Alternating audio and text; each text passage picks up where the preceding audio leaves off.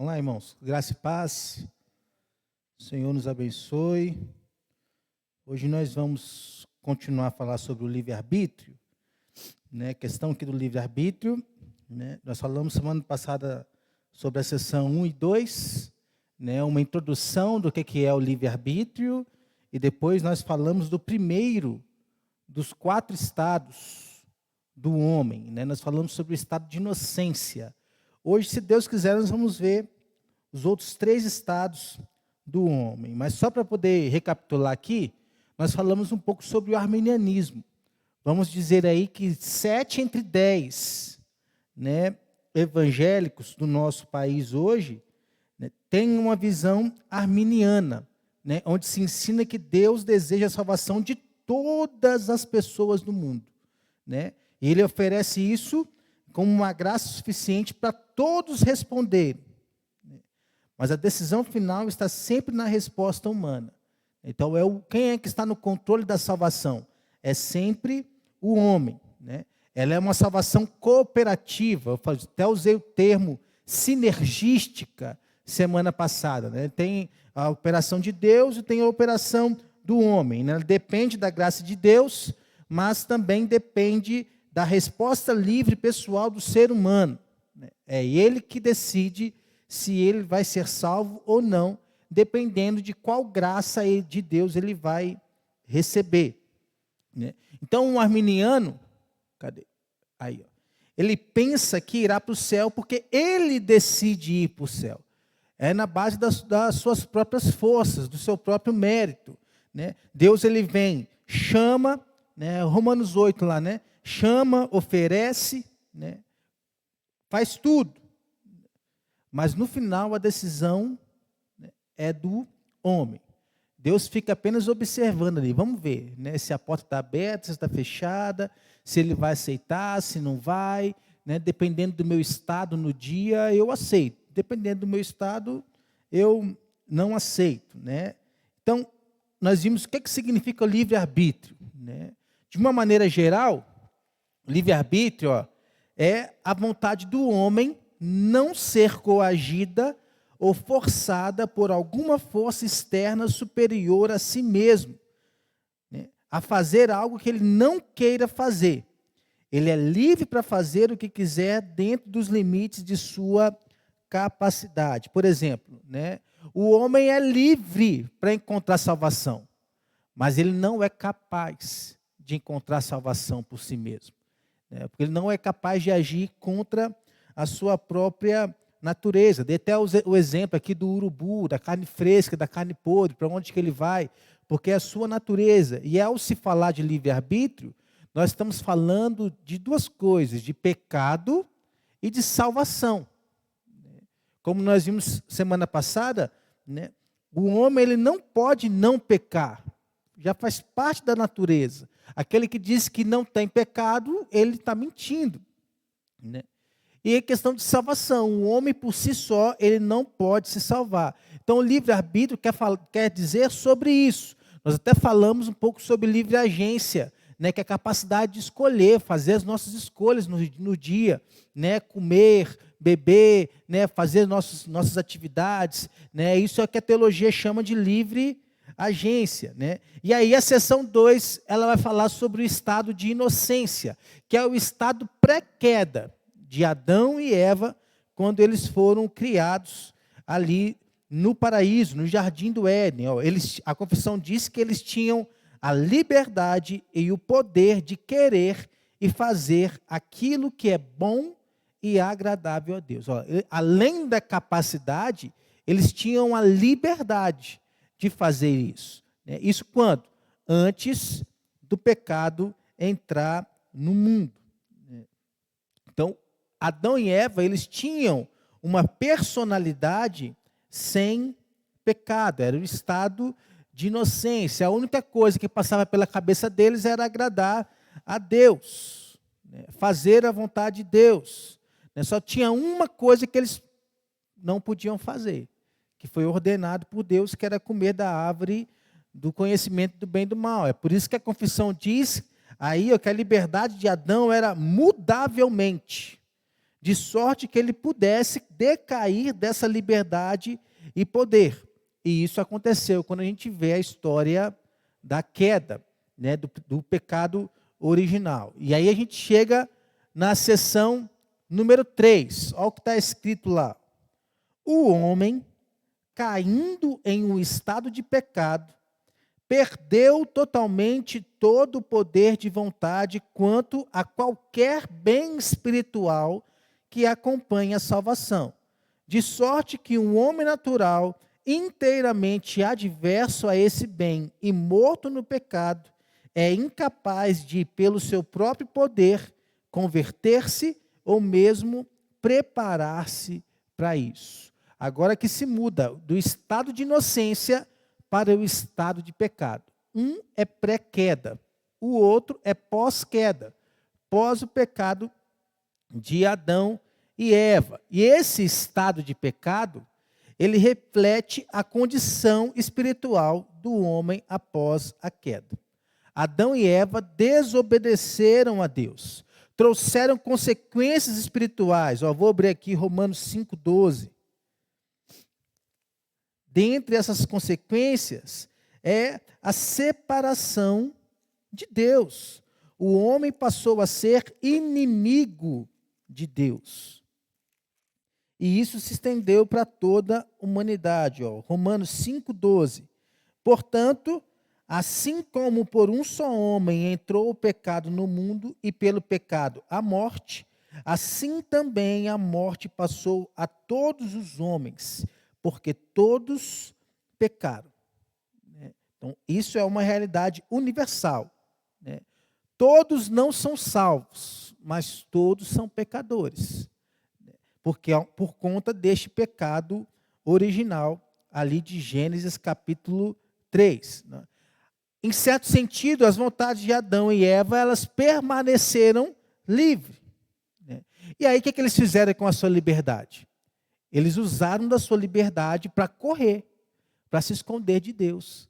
No estado de inocência, olha só como que as coisas mudam. No estado de inocência, eles estavam olhando ali, Adão e Eva. Como que eles estavam? Nus. Eles não tinham o pensamento ali sexuado.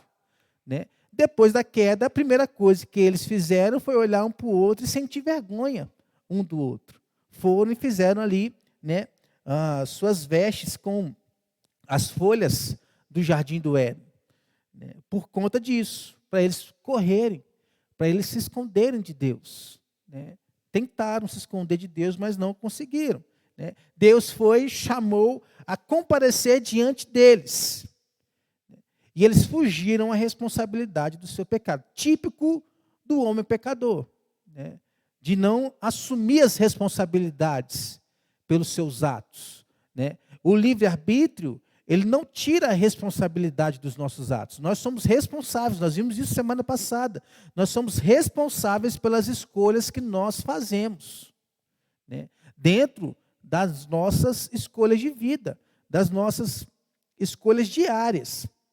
Só que a gente não gosta de assumir essa responsabilidade.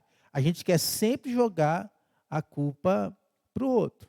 Não foi isso que eles fizeram? Foi a mulher que tu me deste. Foi isso que foi dito. Adão não quis assumir a responsabilidade. Então, eles escolheram andar no seu próprio caminho.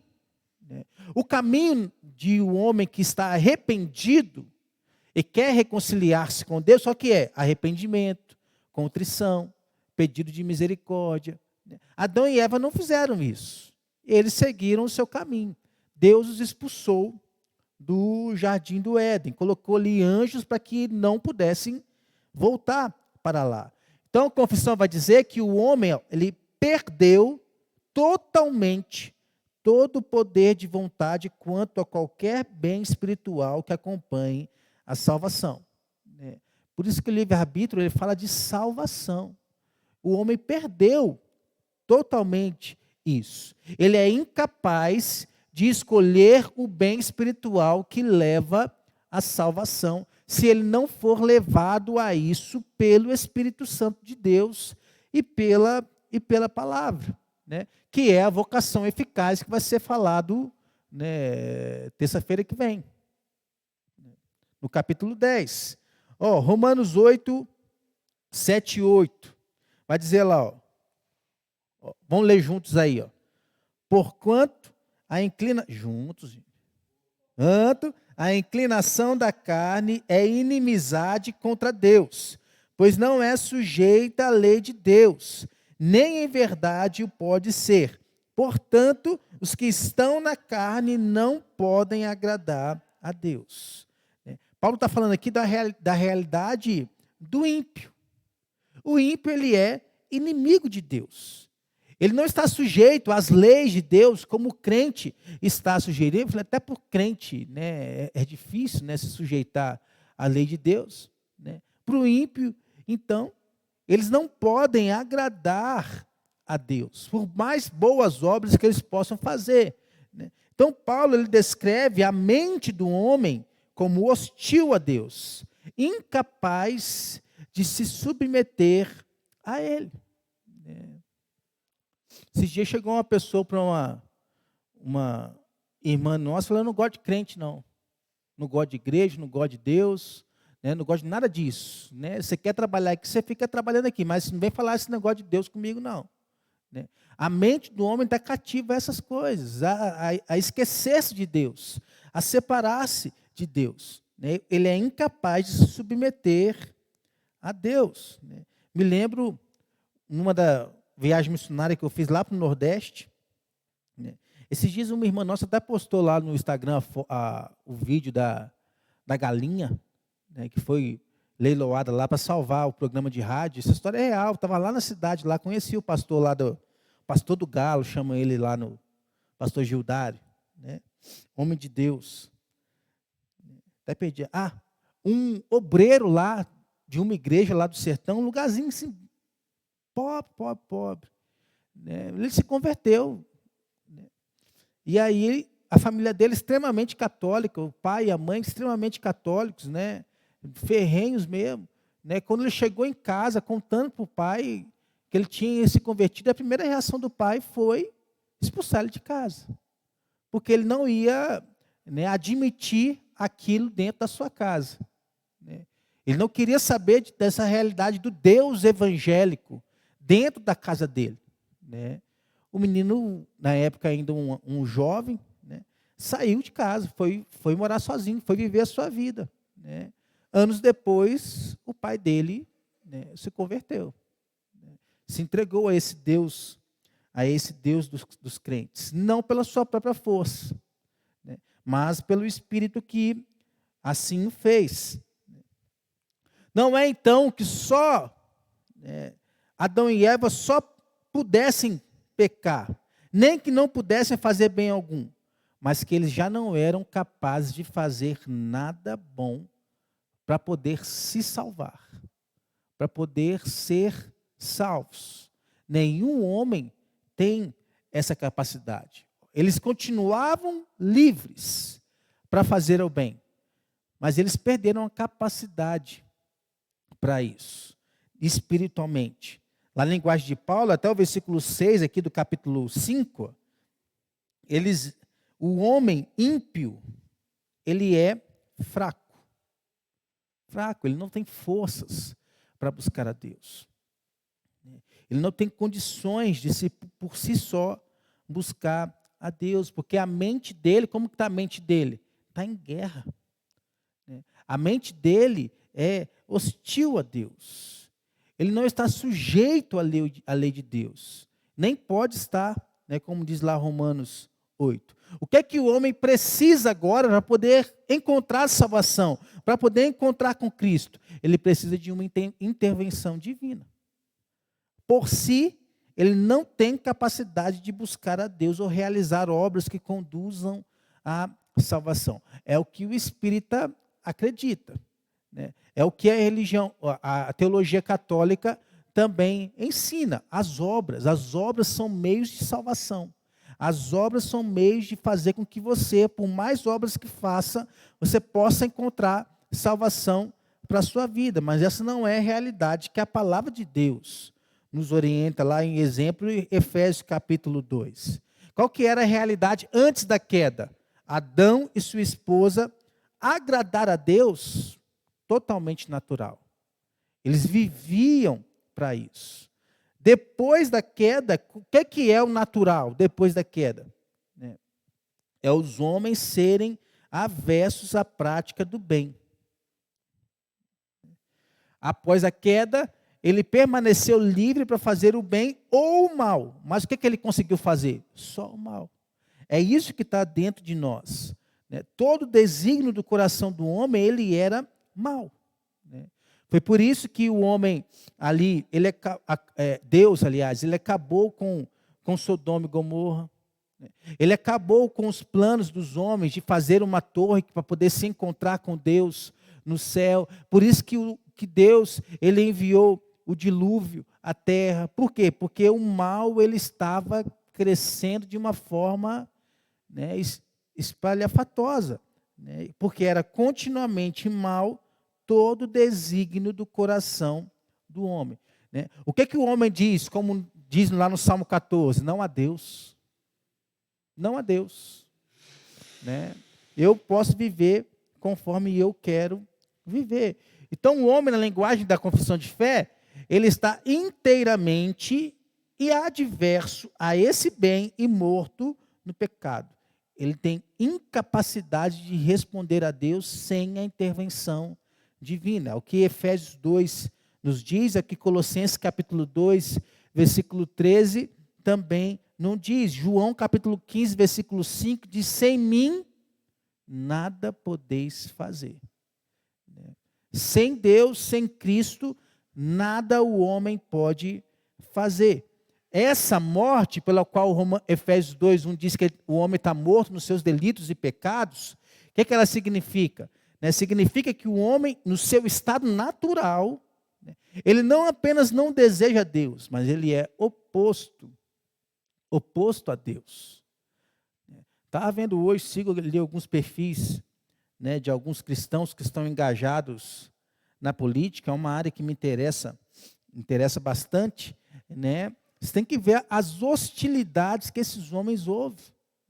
Não somente contra eles, contra a pessoa deles, mas contra o Deus que eles servem. Olha as palavras de Paulo em Romanos 13, que nós pegamos aqui do 10 ao 12. Você pode acompanhar aí, olha lá. O que diz aqui? Não há um justo, nenhum sequer, não há quem entenda, versículo 11. Não há quem busque a Deus. Todos se extraviaram, versículo 12. A uma se fizeram inúteis.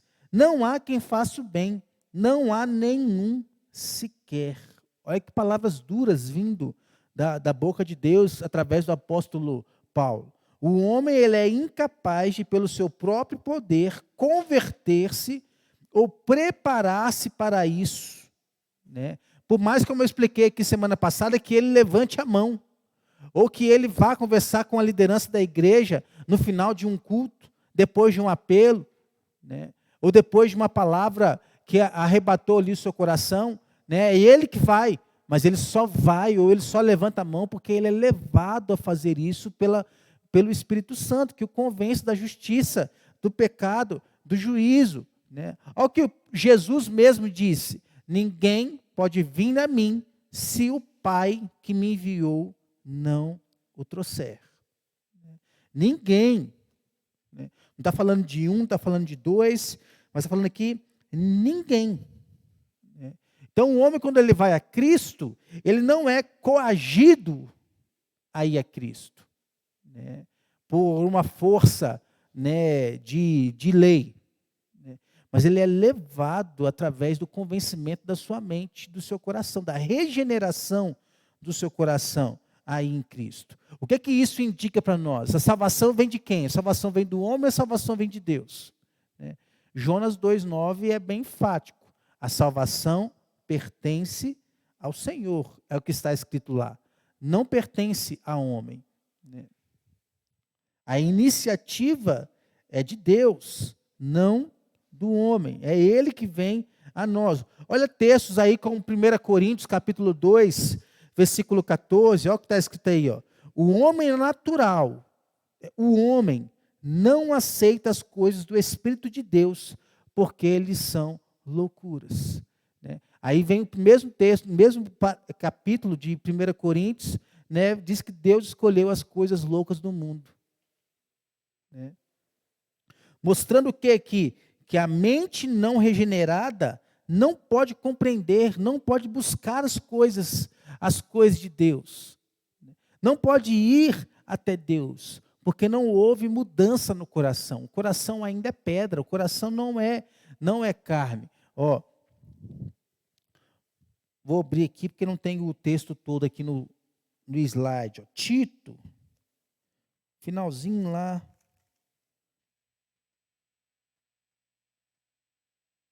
Do Novo Testamento, antes de Filemon, capítulo 3, ó, lá nos versículos 3 a 5. Olha a realidade que Paulo está falando aqui. Ó, pois nós também, outrora, antes, né, éramos como? Nécios, desobedientes, desgarrados, escravo de toda sorte de paixões e prazeres, vivendo em malícia, inveja, odiosos, odiando-nos uns aos outros. Esse é o estado do homem sem Cristo. Aí ele continua dizendo, quando, porém, se manifestou a benignidade de Deus, em quem? Nosso Salvador, e o seu amor para com todos, que ele está sendo falado aqui, os destinatários dessa carta, né? Não por obras de justiça praticada por nós, não por aquilo que nós fazemos, mas segundo sua misericórdia. O que aconteceu com esses aqui que viviam dessa forma do versículo 3? Ele nos salvou mediante o lavar regenerador e renovador do Espírito Santo. Ele continua falando que ele derramou sobre nós ricamente por meio de Jesus Cristo, nosso Salvador. É uma realidade antes, é uma realidade depois. Quem nós éramos? Aí tem loucos, desobedientes, extraviados, né? Escravos. Mas nós somos salvos pela misericórdia, pela graça, pelo lavar regenerador e renovador do Espírito, por meio de Cristo. Essa é a realidade agora do homem com Deus, do homem crente. Né? O homem, ele é capaz de fazer o bem quando? Quando ele é regenerado a fazer a boa vontade. Né? Diz lá, né?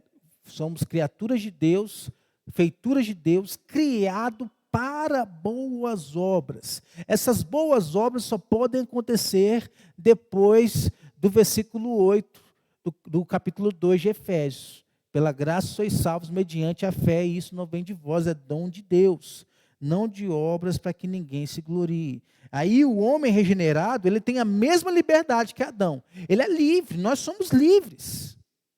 Mesma liberdade que Adão tinha antes da queda. Mas que os pecadores tiveram depois da queda. É uma liberdade que tem limite. Olha só, o homem, ele é o quê? Escravo de toda sorte de paixões e prazeres. Só há uma forma do homem sair dessa escravidão. É como? Encontrando a benignidade de Deus, o nosso Salvador, e o seu amor para com todos. Então, a esperança do homem é a misericórdia de Deus. Se não fosse a misericórdia de Deus, como diz o texto bíblico, agora eu esqueci a referência, nós seríamos consumidos.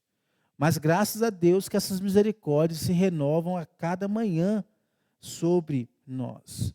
Então, a nossa teologia, a teologia reformada, ela vai enfatizar que a salvação é inteiramente obra de Deus, desde o chamado inicial até a consumação final. Só tem uma coisa que o homem pode fazer nesse processo, que é a santificação. A santificação, sim, é sinergística. Há a operação do Espírito Santo dentro de nós e há a nossa busca por uma vida santa diante de Deus. Antes disso, né, a eleição, né, o chamado irresistível, a adoção, a justificação, a regeneração, o novo nascimento, a conversão, isso tudo é obra de Deus, não do homem. Então, qual que é a diferença entre um homem regenerado e um homem não regenerado?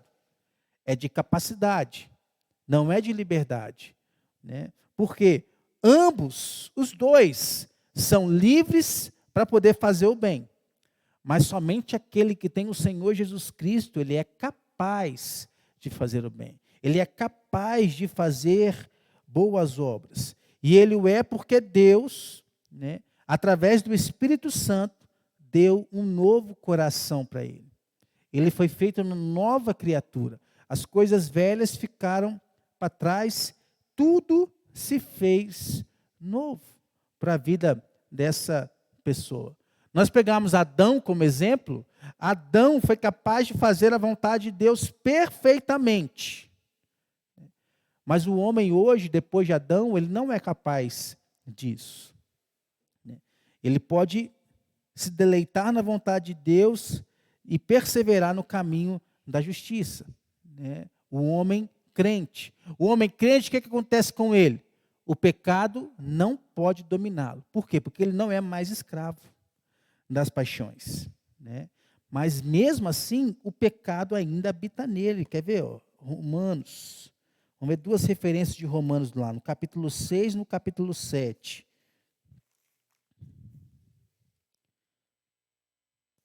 Romanos no capítulo 6, 14.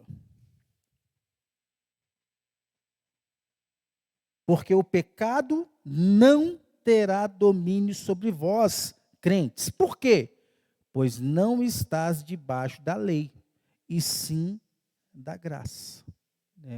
Aí Paulo, nos dilemas que ele teve, foi um dilema parecido com o que Martinho Lutero teve, com a questão de salvação, com a questão de pecado. No capítulo 7, aqui no versículo 21, aliás, vamos pegar antes aqui, no versículo 19.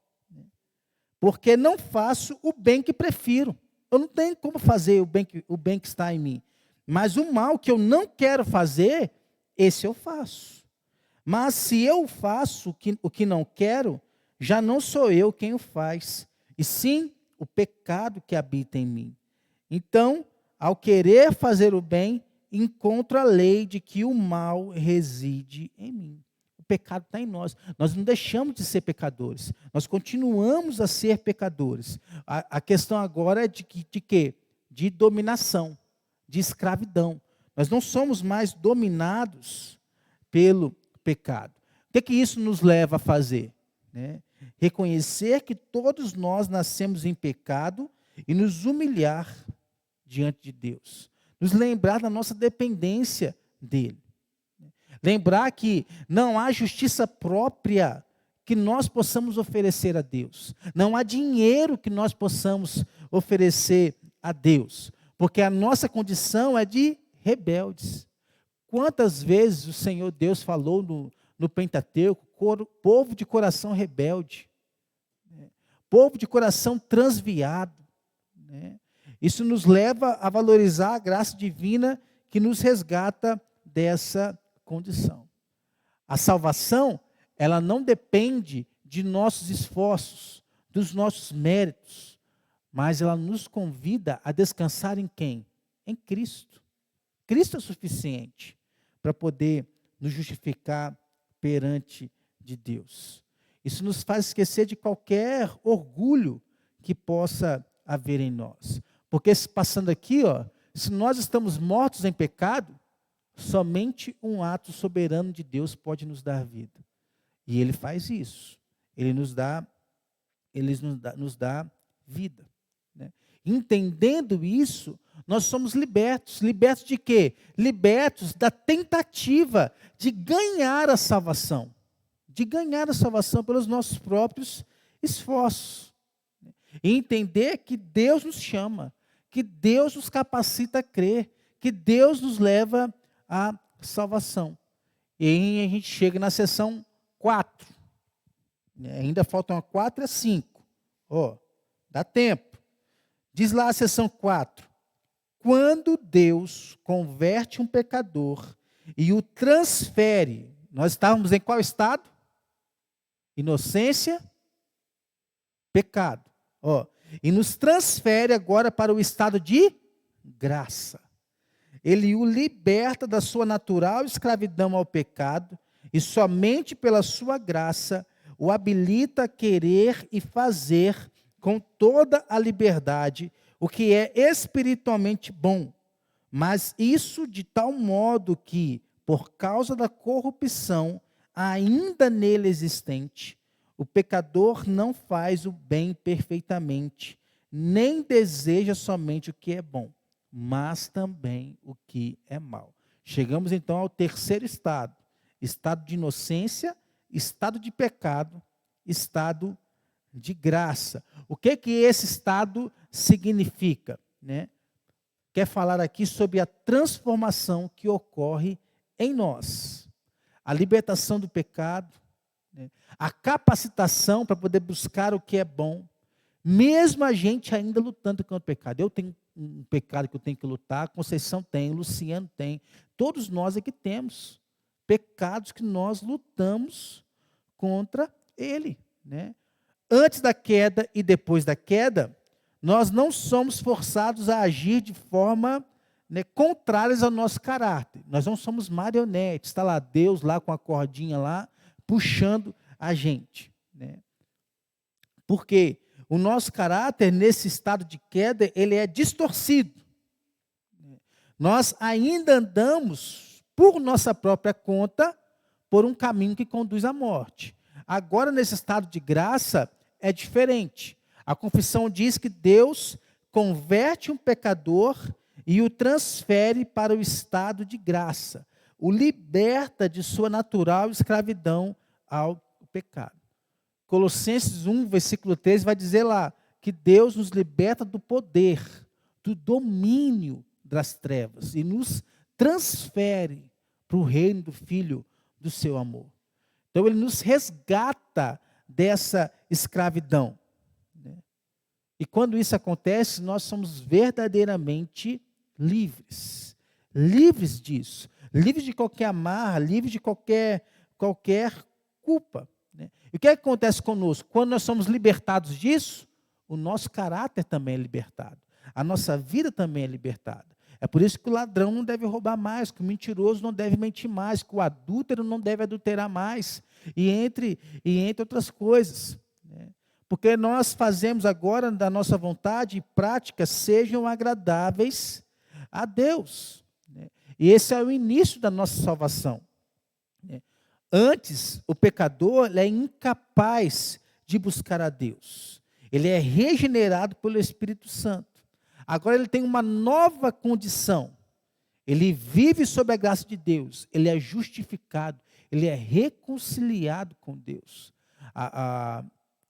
Capítulo 8 nos mostrou isso, né, falando sobre o mediador. É Jesus Cristo quem nos reconcilia com Deus, né? Então, João 8,34, por exemplo, aqui,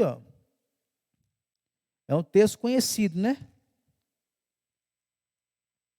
Mesmo em um contexto não tão real quanto este aqui.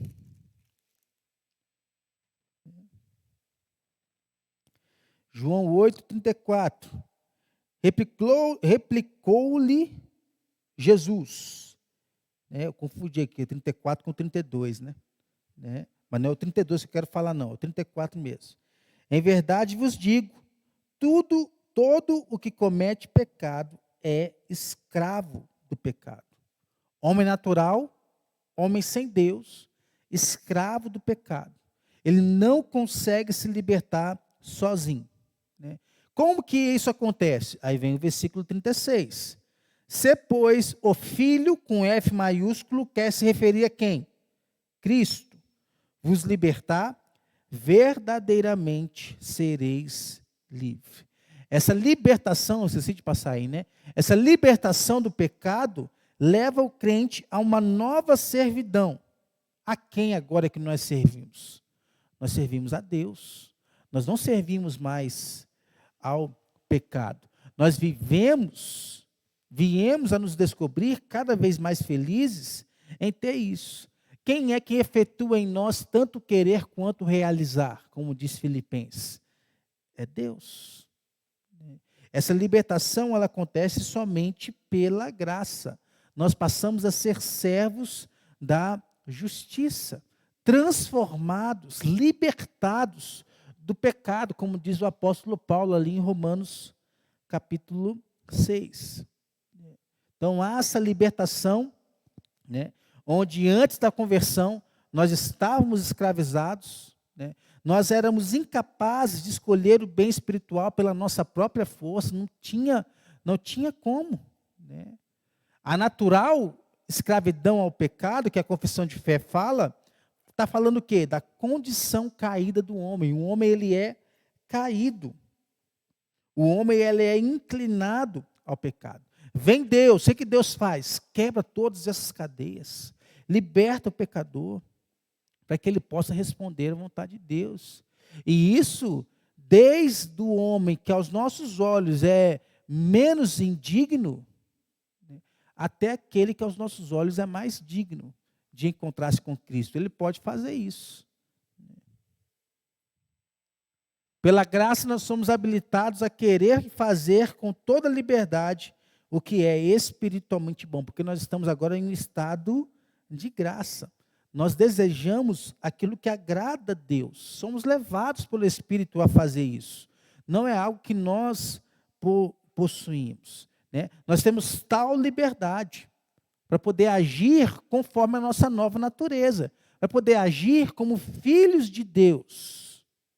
Só que nós não somos autônomos, olha lá, é diferente de autonomia. Né? Pega o trabalhador que é autônomo, Conceição é autônomo, né? Você tem a quem prestar conta? Não tem. Para ela mesmo, né? Oi?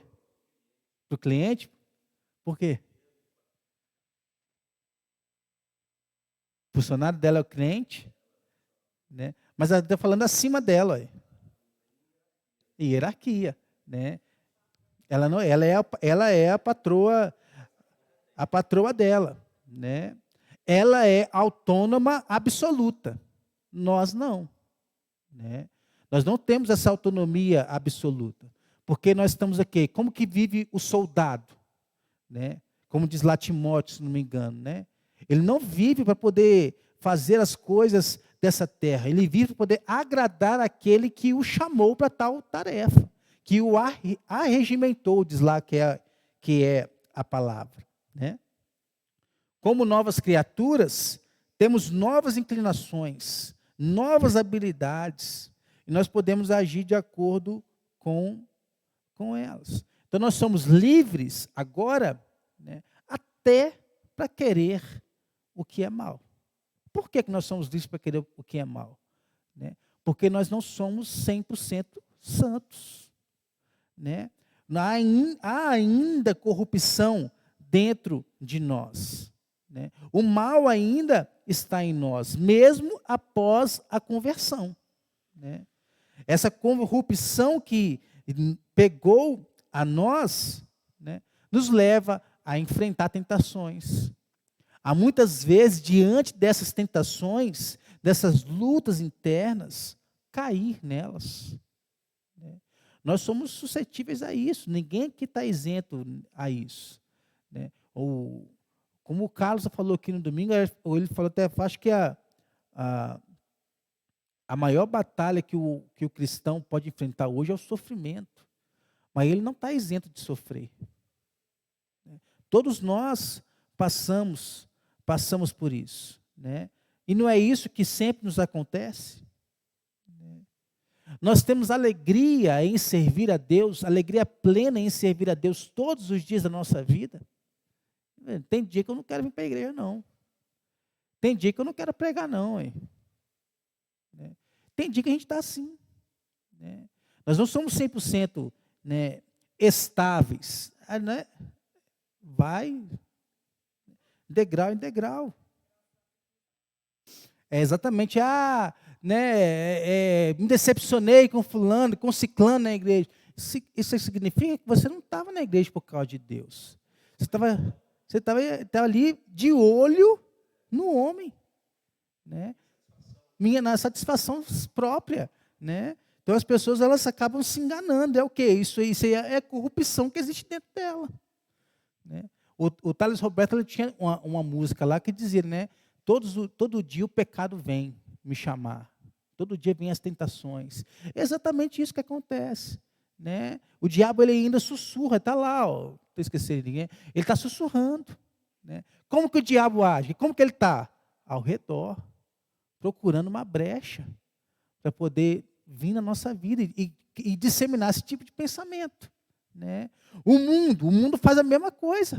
Para que você vai ser crente? Está vendo só aqui? Ó, eu não sou crente, sou feliz, bebo minha cerveja, faço isso, faço aquilo, né? E às vezes a gente não encontra aí força para poder escapar disso. Porque o pecado está dentro de nós, né? É a luta, né, da carne contra o espírito, né? Do bem contra o mal, né?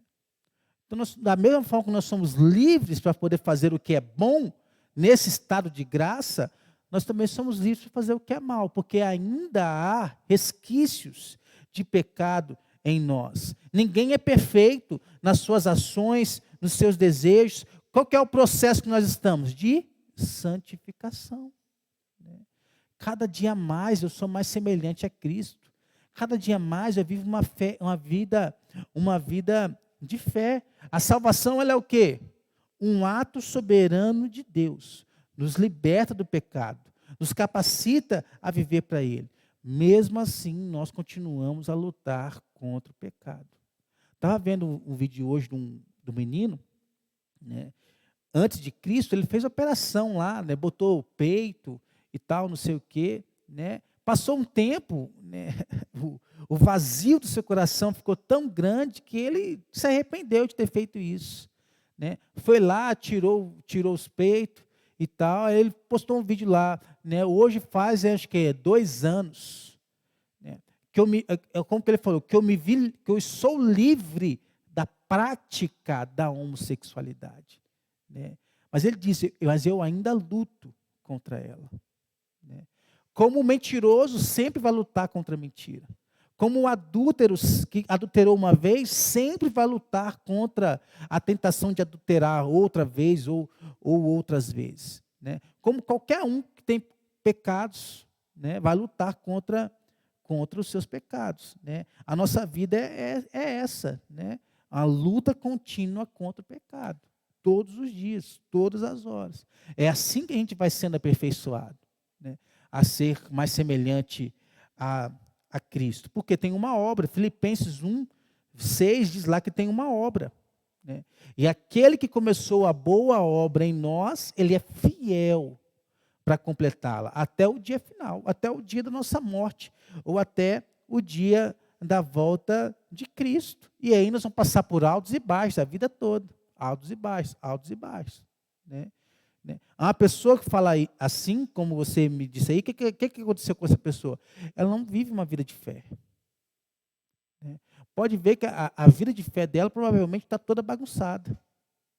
Vida de leitura da palavra, vida de oração, vida, né, de comunhão da igreja. Ela pode estar aqui, mas o seu coração não está, né? Às vezes ela vem por um compromisso, né, dominical, um compromisso familiar, social, né? Que ser crente hoje virou moda, está lá. Pablo Marçal batizando um monte de famoso lá, ué, né? Qual é a doutrina que essas pessoas estão aprendendo, né? A quem elas estão se submetendo? É a figura do coach ou é a Deus mesmo, né? E por aí vai. Aí se decepciona, me decepcionei com a igreja. Não é assim que a banda toca, não.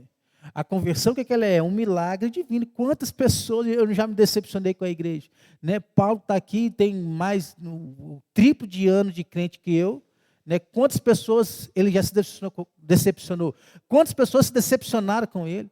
Quantas pessoas se decepcionaram comigo, se decepcionam comigo, né? Mas o meu olho não está voltado para homem, não, né? Os nossos olhos não devem estar voltados para homem. A salvação, ela depende inteiramente de Deus. Como nós devemos agir? Gratidão. Gratidão, né? Buscar viver de maneira que reflita a nossa identidade de Cristo e reconhecer que nós somos libertos do pecado nos dá esperança. Não é mais o velho homem que vive em nós, é um novo homem. Nós não estamos mais presos à nossa antiga natureza. E aí nós vamos ser levados a viver de uma forma diferente. Rejeitar os padrões deste mundo. Viver em santidade. A gente chega na seção 5, ó. Cadê? Bem rápido aqui, eu vou conseguir terminar, ó, nem acredito. Ela é bem pequena, olha o que diz lá. Passando agora por 4 estados. Né? É no estado de glória que a vontade do homem se torna perfeita e imutavelmente livre somente para o bem. Para o bem só. O que isso quer nos ensinar? Né? Que falar aqui sobre o culminar de todas as coisas. Né? Quando nós fomos transformados na glória celestial. É uma linguagem aqui para qual lugar? Para cá? Né? Para o céu. Livre de qualquer inclinação ao pecado. Não vai haver pecado no céu, não vai haver consciência má no céu. Né? Tudo vai ser transformado. O que é o estado de glória? Olha lá. É a nossa condição final. Né? Após a ressurreição, né? Nós vamos habitar com Deus na nova criação. E aí é só louvor. Só louvor. Né? Só contemplação a Deus. Né? O pecado será completamente erradicado. E a vontade humana, que no presente ainda luta contra inclinações pecaminosas, será perfeitamente conformada à vontade divina. Não vai ter nenhum tipo, né, de mal na eternidade. No estado de glória, olha lá, nós vamos ser livres para fazer somente o bem. No estado de graça, nós somos livres para poder fazer tanto bem quanto mal, porque o mal ainda reside em nós. Né? Mas é um estado perfeito. Né? Não vai haver mais mudança no nosso caráter. O nosso caráter não vai precisar mais ser mudado. O nosso desejo não vai mais mudar, dependendo do nosso dia. Né? Essa mudança que acontece no nosso caráter, ela é incompleta. Aonde? Aqui, enquanto nós somos vivos. Né? Que às vezes a gente olha para alguma coisa que é certa, mas nós dizemos que é errado. Ou olhamos para uma coisa que é errada, mas nós dizemos que é certa. Né? Porque nós somos instáveis. No estado de glória, isso não vai acontecer. A única solução para esse conflito que nós vivemos, por exemplo, é o estado de glória. Nós vamos ser eternamente livres. Eternamente livres e livres sem nenhum tipo de limitação. Né? A vontade de homens e mulheres, crianças cristãs, forem para sempre tornada perfeita e imutavelmente. Na seção 2 falou que a vontade de Adão e Eva podia mudar. Né? Como mudou. Aqui não, diz que a vontade ela é imutável, não vai mudar. Não vai ter como no céu, né, nós olharmos para uma árvore de conhecimento do bem e do mal e desejarmos ela. Porque nem isso não vai ter lá. Nós não vamos ter essa possibilidade. Nós vamos desejar somente o bem. E aí nós vamos chegar, como na linguagem bíblica, né? Olha lá, a unidade da fé e do pleno conhecimento do Filho de Deus. É a linguagem bíblica. Qual que é a linguagem bíblica? Né? Nós vamos chegar à perfeita varonilidade, à medida da estatura da plenitude de Cristo. Né? Qual que é a linguagem bíblica? É o momento dos justos ser aperfeiçoados de forma completa, como diz Hebreus 12, 23. Qual que é a linguagem bíblica? Olha lá, João, 1 João capítulo 3, versículo 2. Sabemos que quando ele se manifestar, seremos semelhantes a ele, porque haveremos de vê-lo como ele é. Está falando da volta de Cristo. Está falando da volta do nosso Senhor. né? Ele vai nos guardar de tropeços, Ele vai nos apresentar com exultação, imaculados diante da sua glória, como diz o livro de Judas, que tem um capítulo só, e 24 e 25 versículos, né? 25, aí, ó. No estado de glória, que é esse estado que nós vamos chegar lá, né? Nós vamos ser livres para fazer somente o bem. Não vai ter possibilidade de queda, né? A ausência de mácula, a mácula é o quê? A mácula é uma mancha, né? Como ele está numa roupa branca, né? Como dizia lá a Omo, né? Se isso já faz bem, não vai ter esse negócio. É tudo glória de Deus. Todo o nosso estado é um estado de glória de Deus. Esse é o último estágio, né? É o estágio da glorificação, né? A mesma liberdade, em essência, que nós temos agora, né? Nós vamos ter na eternidade, livres para adorar a Deus e a Ele somente, né?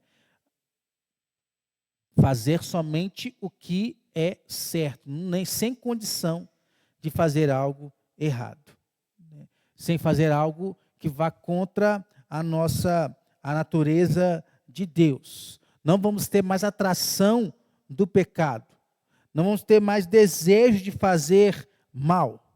Nada disso vai acontecer na eternidade. Na aplicação prática, como é que fica essa questão aí, né?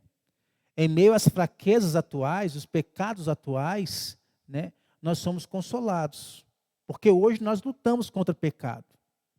De várias naturezas, né?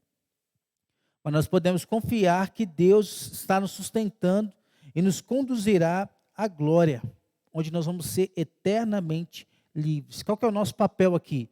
Perseverar na fé, confiando na fidelidade de Deus. No estado de glória, né, essa transformação que nós estamos buscando ela todo dia, ela será completa, né? Nós vamos ser livres para amar, obedecer a Deus, coisas que nós podemos fazer aqui enquanto nós estamos vivos e que muitas vezes nós fracassamos.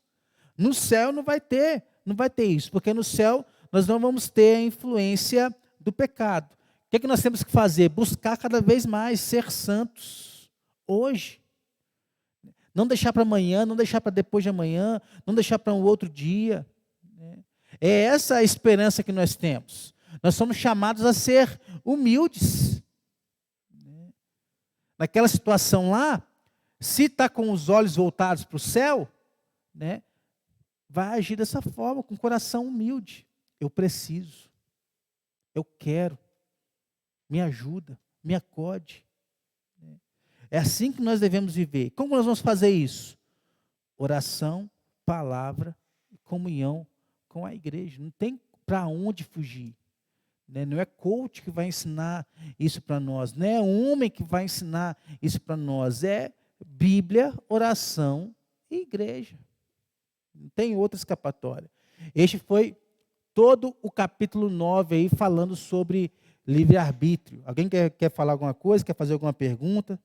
Tranquilo, Conceição? Fala aí. Tudo tranquilo? Então tá bom, hein? Diga lá.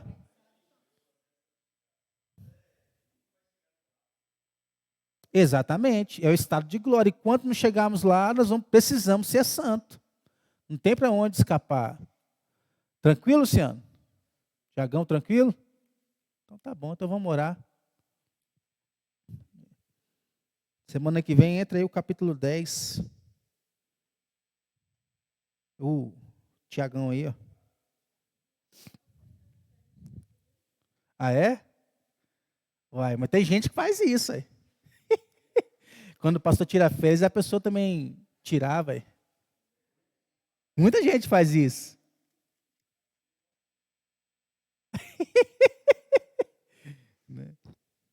Vamos orar? Senhor, nós te louvamos, Pai, bendizemos o nome do Senhor, porque somos inteiramente teus. E o Senhor se apresenta a nós como inteiramente nós também. E nos convence de quem nós somos, convence do nosso pecado, né? Da justiça falha que há em nós, do juízo falho que há em nós, e nos leva a nos entregar ao Senhor, a nossa vida, o nosso coração. Coração que antes era um coração de pedra, com a transformação vinda do Senhor, se torna um coração de carne. E nós, sim, nós somos livres, mas não para poder ir ao Senhor. Nós não somos capazes de ir ao Senhor por nossas próprias forças. Em nome de Jesus, que a realidade da tua palavra inunde o nosso coração, Pai. E é tão bom saber que eu não preciso fazer nada para ser salvo, que eu não preciso pagar, que eu não preciso fazer obras, que eu não preciso ter um mérito excepcional para poder encontrar com Cristo, nosso Salvador. Ele vem ao nosso encontro pela graça irresistível e nos chama, e nos leva a caminhar com Ele, e nos leva a caminhar de um estado de pecado para um estado de graça e futuramente para um estado de glória. É onde nós queremos chegar, é onde nós estamos caminhando para isso. E estamos certos que o Senhor é fiel para completar essa obra em nós, Pai. E nós estamos aqui dispostos, com o coração humilde, pedindo ao Senhor que nos dê força, cada dia mais lutar contra o nosso pecado,